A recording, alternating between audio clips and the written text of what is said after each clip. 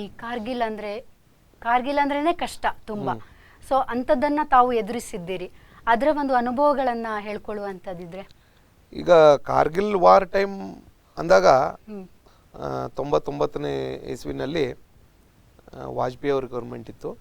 ಅದೇ ಸಂದರ್ಭದಲ್ಲಿ ಏನಾಯಿತು ಅಂದರೆ ಕಾರ್ಗಿಲ್ ದ್ರಾಸ್ ಅಂತ ಹೇಳೆಲ್ಲ ನೀವು ಕೇಳಿರ್ತೀರ, ದ್ರಾಸ್ ಸೆಕ್ಟರ್ ಅಂತ ಹೇಳಿ. ಅಲ್ಲಿ ಪಾಕಿಸ್ತಾನದವರು ಉಗ್ರವಾದಿಗಳ ಮೂಲಕ ಪಾಕಿಸ್ತಾನ ಸೇನೆ ಏನು ಮಾಡ್ತು, ಕಾರ್ಗಿಲ್ನ ಒಂದು ಪ್ರದೇಶದಲ್ಲಿ ಆಕ್ರಮಿಸ್ಕೊಳ್ತು ಅಂದರೆ ಕಾರ್ಗಿಲ್ ಪ್ರದೇಶ ಅಂತಂದರೆ ಹೇಗಿದೆ ಅಂದರೆ ಅಲ್ಲಿ 6 ತಿಂಗಳು ಐಸ್ ಬೀಳುತ್ತೆ, 6 ತಿಂಗಳು ಐಸ್ ಬೀಳೋದಿಲ್ಲ. ಆ 6 ತಿಂಗಳು ಯಾವಾಗ ಐಸ್ ಬೀಳಲ್ಲ ಆ ಸಂದರ್ಭದಲ್ಲಿ ಸೈನ್ಯ ಅಲ್ಲಿ ಮೇಲ್ಗಡೆ ಹೋಗ್ತಾ ಇತ್ತು. ಯಾವಾಗ ಐಸ್ ಬೀಳೋದಕ್ಕೆ ಶುರುವಾಗುತ್ತೆ ಆ ಸಮಯದಲ್ಲಿ ಮೇಲ್ಗಡೆಯಿಂದ ಕೆಳಗಡೆ ಬರ್ತಾ ಇದ್ರು, ಅಂದ್ರೆ ಗುಡ್ಡದ ಎತ್ತರದಿಂದ ಕೆಳಗಡೆ ಇಳಿತಾ ಇದ್ರು. ಆ ಸಮಯದಲ್ಲಿ ಕೆಳಗಡೆ ಇಳಿದಾಗ ಪಾಕಿಸ್ತಾನ ಸೇನೆ ಈ ಉಗ್ರವಾದಿಗಳ ಒಂದು ಸಹಾಯದಿಂದ ಅವ್ರ ಜೊತೆಗೆ ಸೇರಿಕೊಂಡು ಈ ದ್ರಾಸ್ ಸೆಕ್ಟರ್ನಲ್ಲಿ ಏನು ಟೊಲೋಲಿಂಗ್ ಪ್ರದೇಶ ಇದೆ ಆ ಪ್ರದೇಶಗಳಲ್ಲಿ ನೇರವಾಗಿ ಏನು ಮೇಲ್ಗಡೆ ಬಂದು ಕುತ್ಕೊಂಡ್ಬಿಟ್ರು ನಮ್ಮ ಪೋಸ್ಟ್ಗಳಲ್ಲಿ. ನಾವು ಆಕ್ರಮಿಸ್ಕೊಂಡು ಈಗ ಅವ್ರು ಅಲ್ಲಿ ಬಂದು ಕುತ್ಕೊಂಡ್ರು ಅಂದ ತಕ್ಷಣ ಕೆಳಗಿದ್ದವರಿಗೆ ಇರೋದಕ್ಕೆ ಬಿಡೋದಿಲ್ಲ ಅವರು. ಅವಾಗ ಏನು ಮಾಡಿದ್ರು, ಮೇಲಿಂದ ಬೇಕಾಬಿಟ್ಟು ಫೈರಿಂಗ್ ಮಾಡೋದಕ್ಕೆ ಶುರು ಮಾಡಿದರು. ಈ ರೀತಿಯಾಗದಂಥ ನಮ್ಮ ಪ್ರದೇಶವನ್ನು ಅವರು ಆಕ್ರಮಿಸ್ಕೊಂಡ್ರಲ್ಲ, ಅದನ್ನು ಪುನಃ ನಾವು ಪಡ್ಕೊಳ್ಳೋದಕ್ಕೋಸ್ಕರ ನಾವು ಹೈಟ್ ಪ್ರದೇಶದಲ್ಲಿದ್ದರೆ ಯುದ್ಧ ಮಾಡೋದು ತುಂಬಾ ಈಸಿ ಆಗುತ್ತೆ. ಆದರೆ ನಾವು ಕೆಳಗಡೆ ಇದ್ದಾಗ ಮೇಲ್ಗಡೆಯಿಂದ ಬರ್ತಕ್ಕಂಥ ಫೈರ್ ಏನಿದೆ ಅದು ತುಂಬ ಪರಿಣಾಮಕಾರಿಯಾಗಿರುತ್ತೆ. ಹಾಗಾಗಿ ಅದು ಅವ್ರ ಮೇಲೆ ಆಪರೇಷನ್ ಮಾಡಬೇಕಾಯ್ತು, ಅವ್ರನ್ನೆಲ್ಲ ಹೊಡೆದು ಓಡಿಸ್ಬೇಕಾಯ್ತು. ಅಂಥ ಪರಿಸ್ಥಿತಿಗಳಲ್ಲಿ ನಾವು ಹಲವಾರು ವೀರ ಯೋಧರನ್ನು ಭಾರತ ಮಾತೆಗೆ ಅರ್ಪಿಸಬೇಕಾದಂಥ ಪರಿಸ್ಥಿತಿ ಬಂತು. ಆ ಸಮಯದಲ್ಲಿ ಸುಮಾರು 542 ಸೈನಿಕರು ಮೋಸ್ಟ್ಲಿ ಅಮರರಾಗ್ತಾರೆ. ಆ ಒಂದು ಪರಿಸ್ಥಿತಿ ಇತ್ತು. ನಾವು ಅದೇ ಟೈಮ್ನಲ್ಲಿ ಇದೇ ಕಾರ್ಗಿಲ್ ಪ್ರದೇಶದಲ್ಲಿ ಇರಲಿಲ್ಲ. ಕಾರ್ಗಿಲ್ ಪ್ರದೇಶದಿಂದ ಅದೇ ಜಮ್ಮು ಕಾಶ್ಮೀರದ ಇನ್ನೊಂದು ಭಾಗ ಪೂಂಚ್, ರಜೋರಿ ಸೆಕ್ಟರ್ ಅಂತ ಬರುತ್ತೆ. ಆ ಪ್ರದೇಶದಲ್ಲಿ ಮೇಂಡ್ರ್ ಅಂತ ಒಂದು ಊರಿದೆ, ಆ ಜಾಗದಲ್ಲಿ ಕೆಲಸ ಮಾಡ್ತಾ ಇದ್ವಿ. ಮೇಂಡ್ರ್ನಲ್ಲಿ ಅಲ್ಲೂ ಸಹ ಇದೇ ರೀತಿಯಾದಂಥ ಥ್ರೆಟ್ ಇದ್ದೇ ಇರುತ್ತೆ. ಈಗ ಕಾಶ್ಮೀರದಲ್ಲಿ ಕಾರ್ಗಿಲ್ನಲ್ಲಿ ವಾರ್ ನಡೀತಾ ಇದೆ, ಬಾಂಬಾರ್ಡ್ಮೆಂಟ್ ನಡೀತಾ ಇದೆ ಅಂದಾಗ ಅದೇ ರೀತಿಯಾಗಿ ಜಮ್ಮು ಆ್ಯಂಡ್ ಕಾಶ್ಮೀರದಲ್ಲೂ ಎಲ್ಲ ಪ್ರದೇಶಗಳಲ್ಲೂ, ಎಲ್ಲ ಗಡಿ ಪ್ರದೇಶಗಳಲ್ಲೂ ಈ ಒಂದು ವಾತಾವರಣ ಸೃಷ್ಟಿಯಾಗಿರುತ್ತೆ. ಅವಾಗ ಅಂದರೆ ವಾರ್ ಸಿಚುವೇಶನ್ ಇರುತ್ತಲ್ಲ, ಅವಾಗ ಯಾವ ಪ್ರದೇಶದಿಂದ ಬೇಕಾದ್ರೂ, ಯಾವ ಗಡಿ ಭಾಗದಿಂದ ಬೇಕಾದ್ರೂ ಶತ್ರು ನಮ್ಮ ಎದುರುಗಡೆ ಬರ್ಬೋದು. ಎಲ್ಲದಕ್ಕೂ ನೀವು ರೆಡಿ ಆಗಿರ್ಬೇಕಾಗತ್ತೆ. ಅಂದ್ರೆ ಆ ಗಡಿ ಭಾಗದಲ್ಲಿ ಎಲ್ಲದರಲ್ಲೂ ರೆಡಿ ಆಗಿರ್ಬೇಕು. ಸಮಯದಲ್ಲಿ ಭಯ ಆಗಿದ್ದುಂಟಾ? ಭಯ ಅಂದ್ರೆ ನಾನು 18 ವರ್ಷದವನು, ನಿಮಗೆ ಅವಾಗಲೇ ಹೇಳಿದೆ ನಾನು. ಆ ಸಮಯದಲ್ಲಿ ಭಯ ಆಗಿದ್ದುಂಟು. ಆ ಭಯ ಆದಾಗಲೂ ಸಹ ಅದಾದ ಈ ಇನ್ಸಿಡೆಂಟ್ ಅಂದ್ರೆ ಕಾರ್ಗಿಲ್ ವಾರ್ ಮುಗಿದ ನಂತರದಲ್ಲೇ ತಕ್ಷಣಕ್ಕೆ ಮುಗಿದಿತ್ತು. ಏನು ಜುಲೈ ಟೈಮಲ್ಲಿ ಮುಗಿದಿತ್ತು. ಅದೇ ಟೈಮಲ್ಲಿ ಡಿಸೆಂಬರ್ನಲ್ಲಿ ಒಂದು ಏನು ಅದು ಮುಗಿದ ನಂತರ 2000ನೇ ಇಸ್ವಿನಲ್ಲಿ ಇದು ಕಾರ್ಗಿಲ್ ವಾರ್ ಮುಗಿದ ನಂತರದಲ್ಲಿ ಅವಾಗೆಲ್ಲ ಹೆದರಿಕೆ ಹಂಗೆ ಇತ್ತು. 2000ನೇ ಇಸ್ವಿನಲ್ಲಿ ನಾವು ಅದೇ ಸೆಕ್ಟರ್ನಲ್ಲಿ ಹೇಳಿದ್ನಲ್ಲ, ಅದೇ ಜಾಗದಲ್ಲಿದ್ವಿ. ಒಂದು ಅತ್ಯಂತ ಸಮೀಪದ ಒಂದು ಪೋಸ್ಟ್, ಪಾಕಿಸ್ತಾನದ ಎತ್ತರದ ಒಂದು ಪೋಸ್ಟ್ ಇದೆ. ಆ ಪೋಸ್ಟ್ ಹತ್ತಿರದಲ್ಲೇ ಒಂದು ಛತ್ರಿ ಪೋಸ್ಟ್ ಅಂತ ಇತ್ತು. ಆ ಪೋಸ್ಟಲ್ಲಿ ಒಂದು ರೈಡ್ ಆಗುತ್ತೆ. ರೈಡ್ಗೆ ಅಂತ ಹೇಳಿ ಬಂದಿರ್ತಾರೆ, ಬಟ್ ನಮ್ಮ ಸಂಖ್ಯೆ ಜಾಸ್ತಿ ಇದ್ದಿದ್ದರಿಂದ ಅಲ್ಲಿ ರೈಡ್ ಮಾಡೋದಕ್ಕಾಗಿರೋದಿಲ್ಲ. ಅವಾಗ ಆ ಪೋಸ್ಟ್ ಮೇಲೆ ಬಂದಾಗ ನಮ್ಮ ಒಂದು 2 ಜನ ಸೈನಿಕರು ಅಮರರಾಗ್ತಾರೆ, ಅಲ್ಲಿ ಶಹೀದ್ ಆಗಿಬಿಡ್ತಾರೆ. ಅವರು ಹೇಗೆ ಶಹೀದ್ ಆಗ್ತಾರೆ ಅಂತಂದರೆ, ನಮ್ಮ ಒಂದು ಕಾಲೋನಿ ಇರುತ್ತೆ, ಆ ಕಾಲೋನಿಯಿಂದ ನಾವು ಒಂದು ಕಾಲಮಲ್ಲಿ ಹೋಗ್ತಾ ಇರ್ತೀವಿ. ಆ ಕಾಲಮಲ್ಲಿ ರೂಟ್ ಹೇಗಿದೆ ಅಂತಂದರೆ ಅದೇ ಬೆಟ್ಟದ ಪ್ರದೇಶ. ಆ ಪ್ರದೇಶದಲ್ಲಿ ಒಂದು ಸಣ್ಣ ಜಾಗ, ಹತ್ತು ಬರೋದಕ್ಕೆ ಒಂದು ಸಣ್ಣದಾದಂಥ ಜಾಗ ಇರುತ್ತೆ. ಆ ಜಾಗದಲ್ಲಿ ಮೇಲ್ಗಡೆ ಒಂದು ದೊಡ್ಡ ಬಂಡೆ, ಆ ಬಂಡೆ ಪಕ್ಕದಿಂದ ನಾವು ಹೋಗಬೇಕಾಗಿರುತ್ತೆ. ಆವಾಗ ಆ ಪಾಕಿಸ್ತಾನದಿಂದ ಉಗ್ರಗಾಮಿಗಳನ್ನು ಕಳಿಸಿರ್ತಾರೆ ಆ ಜಾಗದಲ್ಲಿ ನಮ್ಮ ಮೇಲೆ ದಾಳಿ ಮಾಡಲಿಕ್ಕೆ. ಮೇಲ್ಗಡೆಯಿಂದ ಕಾಣುತ್ತಲ್ಲ ಇವರು ಕಾಲಮ್ ಹೊರಟಿದೆ, ನಾವು ಅಲ್ಲಿ ಒಬ್ಬರಿಂದ ಒಬ್ಬರು ಡಿಸ್ಟೆನ್ಸ್ ಇಟ್ಕೊಂಡು ಒಂದು ಲೈನ್ ಆಗಿ ಹೋಗ್ತಾ ಇರ್ತೀವಿ. ಲೈನಾಗಿ ಹೋಗಬೇಕು, ಆ ಜಾಗನೂ ಹಾಗೆ ಇದೆ. ಆ ಪ್ರದೇಶದಲ್ಲಿ ಆ ರೀತಿಯಾಗಿ ಹೋಗ್ತಾ ಇರಬೇಕಾದ್ರೆ ಫೈರಿಂಗ್ ಸ್ಟಾರ್ಟ್ ಆಗಿಬಿಡುತ್ತೆ.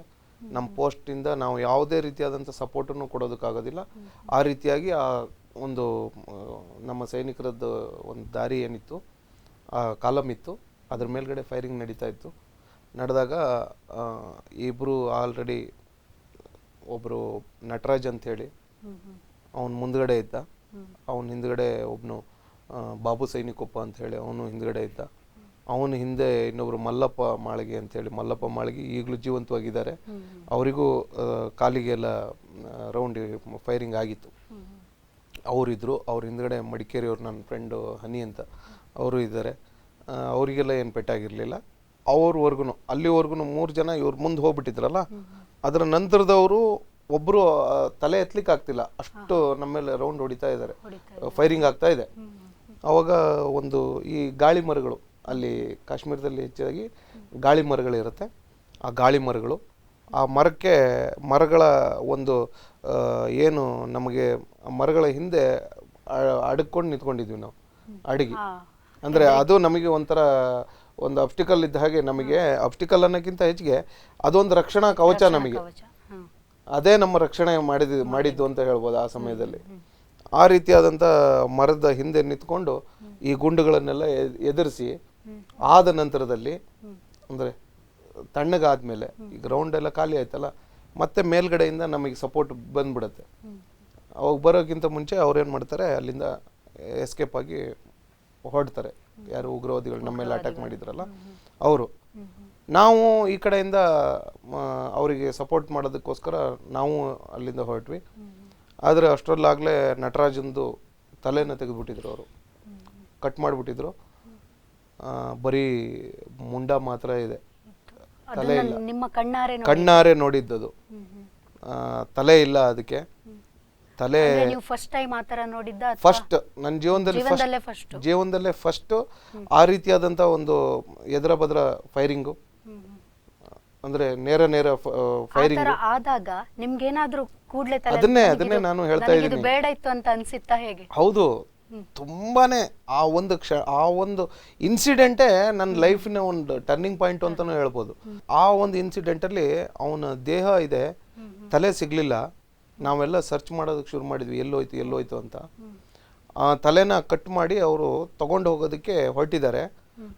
ಹೊರಟಾಗ ಆ ತಲೆ ಕೂದಲು ಚಿಕ್ಕದಾಗಿತ್ತಲ್ಲ, ಅದರಿಂದಾಗಿ ಅದು ಕೈಯಿಂದ ಸ್ಲಿಪ್ ಆಗಿ ಒಂದು ಪರ್ವತದ ಹಿಂಗೆ ಡೌನ್ ಬರುತ್ತಲ್ಲ, ಬಂದಾಗ ಒಂದು ನಾಲ ಇದೆ ಅಲ್ಲಿ, ಒಂದು ಸಣ್ಣದಾದಂಥ ಒಂದು ಹಳ್ಳ ಹಿಂಗೆ ಹೋಗುತ್ತೆ. ಆ ಹಳ್ಳದಲ್ಲಿ ಅವನ ತಲೆ ಬಂದು ಬಿದ್ದಿದೆ. ಆದರೆ ಅದನ್ನು ಹುಡುಕ್ತಾ ಮಧ್ಯಾಹ್ನ 2 ಗಂಟೆ ಆದರೂ ನಮಗೆ ತಲೆ ಸಿಕ್ಕಿರಲಿಲ್ಲ, ಎಲ್ಲೋಯ್ತು ಅಂತ. ಆದರೆ ಈ ದೇಹವನ್ನು ಮಾತ್ರ ಹೇಗೆ ನಾವು ಅವ್ರ ಮನೆಗೆ ಕಳಿಸೋದು, ಹೇಗೆ ಅಕ್ಸೆಪ್ಟ್ ಮಾಡ್ಕೋತಾರೆ ಅದನ್ನು? ಆ ರೀತಿಯಾದಂಥ ಪರಿಸ್ಥಿತಿ. ಅವಾಗ ಅದನ್ನು ಹುಡುಕಿದ ಆದಮೇಲೆ ಅವನ ತಲೆ ಸಿಕ್ತು. ಅದ್ರ ಜೊತೆಗೆ ಇಟ್ಟು ಇದನ್ನು ಮಾಡಿ ಕಳಿಸಿದ್ವಿ ಆಸ್ಪತ್ರೆಗೆ. ಅದಾದ ನಂತರದಲ್ಲಿ ಬಾಬು ಸೈನಿಕೊಪ್ಪ ಒಬ್ಬ, ಅವನು ಅಷ್ಟೇ, ಅವನ ಅರ್ಧ ಮುಖ ರೌಂಡಿಂದಾಗಿ ಫುಲ್ ಖಾಲಿ ಆಗಿಬಿಟ್ಟಿತ್ತು. ಅಂದರೆ ಈ ಭಾಗದ ಮಾಂಸ ಏನೂ ಇರಲಿಲ್ಲ. ಅಂಥ ಒಂದು ಇದದು ಘಟನೆ. ಆ ಘಟನೆ ನನ್ನಲ್ಲಿ ಒಂದು ದೊಡ್ಡ ಕಿಚ್ಚನ್ನು ಹೊತ್ತಿತು ಅಂತಲೇ ಹೇಳ್ಬೋದು. ನಾನು ಅಲ್ಲಿವರೆಗೂ ಏನು ಹೆದರ್ತಾ ಇದ್ದೆ, ಬಾಂಬು ರೌಂಡು ಅದು ಇದು ಅಂತೆಲ್ಲ ಹೆದರ್ತಾ ಇದ್ದೆ. ಇದನ್ನ ನೋಡಿದಾಗ ಎಂಥ ವ್ಯಕ್ತಿಗಾದ್ರೂ ಸರಿ, ಎಂಥ ಕಲ್ಲು ಮನಸ್ಸಿನವರಾದ್ರೂ ಇದಕ್ಕೆ ಪ್ರತಿಕಾರ ನಾವು ತೆಗಿಲೇಬೇಕು, ತಗೊಳ್ಳೇಬೇಕು ನಾವು. ದ್ವೇಷದ ಕಿಚ್ಚು ಹೊತ್ತ ಆ ರೀತಿಯಾದಂಥ ಒಂದು ಮನಸ್ಸಲ್ಲಿ ಏನೋ ಒಂದು ಹುಟ್ಟಿತು. ಅಂದ್ರೆ ನಮ್ಮ ಕಣ್ಣೆದುರಿಗೆ ನಮ್ಮವ್ರನ್ನ ಕಳ್ಕೊಳ್ತಕ್ಕಂಥದ್ದು ಎಂಥ ನೋವು ಕೊಡುತ್ತೆ ಅಂತ ಅಂದ್ರೆ, ಅದರಂಥ ಒಂದು ನಿಜವಾಗ್ಲೂ ಹೇಳಬೇಕು ಅಂದ್ರೆ ಆ ಒಂದು ಪರಿಸ್ಥಿತಿನ ನಮಗೆ ಫೇಸ್ ಮಾಡೋದು ಬಹಳ ಕಷ್ಟ. ಅದು ನಮ್ಮ ಶತ್ರುಗಳಿಗೂ ಬೇಡ ಅನ್ಸುತ್ತೆ. ಅಂದ್ರೆ ಅವನು ದೇಶಕ್ಕೋಸ್ಕರ, ಈ ದೇಶದ ಜನರ ರಕ್ಷಣೆಗೋಸ್ಕರ ಅಲ್ಲಿ ನಿಂತು ಡ್ಯೂಟಿ ಮಾಡಿದ್ರೆ ಆ ಸಮಯದಲ್ಲಿ ಇಂಥ ಪರಿಸ್ಥಿತಿಗಳನ್ನು ಎದುರಿಸಬೇಕಾಗತ್ತೆ. ಅಂದ್ರೆ ಸೈನಿಕರಿಗೆ ಆ ರೀತಿಯಾದಂಥ ಪರಿಸ್ಥಿತಿ ಬರುತ್ತೆ. ಅದು ನನ್ನಲ್ಲಿ ಒಂದು ದೊಡ್ಡ ಅದೊಂದು ಟ್ರಾನ್ಸ್ಫಾರ್ಮೇಶನ್ ಅಂತಾನೆ ಹೇಳ್ಬೋದು. ನಾನು ತುಂಬಾನೇ ಹೆದರ್ತಾ ಇದ್ದವನು. ಅವಾಗ ಇಲ್ಲ, ನಾವು ಹೇಗಿದ್ರು ಒಂದು ದಿವಸ ಸಾಯ್ಲೇಬೇಕು, ಒಂದಲ್ಲ ಒಂದು ದಿವಸ ನಾವು ಈ ಥರದ ಘಟನೆಗಳಲ್ಲಿ ನಾನು ಒಂದು ದಿವಸ ಈ ಥರಕ್ಕೆ ಹೋಗೋನೇ ಇರ್ಬೋದು. ಆದರೆ ಹೋಗೋಕ್ಕಿಂತ ಮುಂಚೆ ನಮ್ಮ ದೇಶಕ್ಕಾಗಿ ಕಮ್ಮಿ ಅಂದ್ರೂ ಒಂದು 10 ಜನ ಉಗ್ರವಾದಿಗಳನ್ನು, ಅದು ದೇಶದ ಒಂದು ದುಸ್ಥಿತಿಗೆ ಕಾರಣ ಆಗ್ತಕ್ಕಂಥ ಉಗ್ರವಾದಿಗಳನ್ನು ಬೇಟೆಯಾಡಿನೇ ನನ್ನ ಪ್ರಾಣವನ್ನು ಬಿಡಬೇಕು ಅಂಥೇಳಿ ಒಂಥರ ನನ್ನಲ್ಲೇ ನಾನು ಒಂದು ಪಣ ತಗೊಂತೀನಿ. ಉಗ್ರವಾದಿಗಳನ್ನ ಕೊಂದ ಘಟನೆ ಉಂಟ ತಾವು? ಹೌದು. ಅದಾದ ಮೇಲೆ ಹೇಳ್ತೀನಿ ನಾನು ಆ ರೀತಿಯಾದ ಒಂದು ಸಿಚುವೇಶನ್ಸು. ಅದಾದಮೇಲೆ ಕಣ್ಣಾರೆ ಇದನ್ನು ಕಂಡ ಮೇಲೆ, ಸಾವನ್ನು ಕಂಡ ಮೇಲೆ ನಮ್ಮನ್ನು ನಾವು ಒಂಥರ ಬ್ರ್ಯಾಂಡ್ ಮಾಡ್ಕೊಂಡ್ಬಿಟ್ವಿ ಆಪ್ರೇಷನಲ್ಲಿ. ಎಲ್ಲೇ ಹೋದ್ರೂ ಸೆಲ್ಫ್ ಆಗಿ ನನ್ನನ್ನು ನಾನು ತೊಡಗಿಸ್ಕೊಂಡೆ. ಎಲ್ಲಿ ಆಪ್ರೇಷನ್ಸ್ ಇರುತ್ತೆ ಆ ಆಪ್ರೇಷನ್ಗಳಿಗೆ ವಾಲಂಟ್ರಿಯಾಗಿ ಹೋಗೋಕೆ ಶುರು ಮಾಡಿದೆ. ನಾನು ಹೋಗ್ತೀನಿ ಅಂತ, ನಾನು ಜೊತೆಗೆ ಹೋಗ್ತೀನಿ ಅಂತ. ಆಮೇಲೆ ಸೇನೆಯ ಎಲ್ಲ ಈ ರೀತಿಯಾದಂಥ ಆಪ್ರೇಷನ್ಗಳನ್ನು ನೋಡಿ ಕಲಿತು ಆ ಒಂದು ಸಿಚುವೇಶನ್ಗಳನ್ನು ಫೇಸ್ ಮಾಡ್ತಾ ಆಪ್ರೇಷನಲ್ಲಿ ಒಂದು ಸಕ್ಸಸ್ಫುಲ್ ಆಪ್ರೇಷನ್ ಟೀಮಿನ ಒಂದು ಭಾಗ ಆದೆ.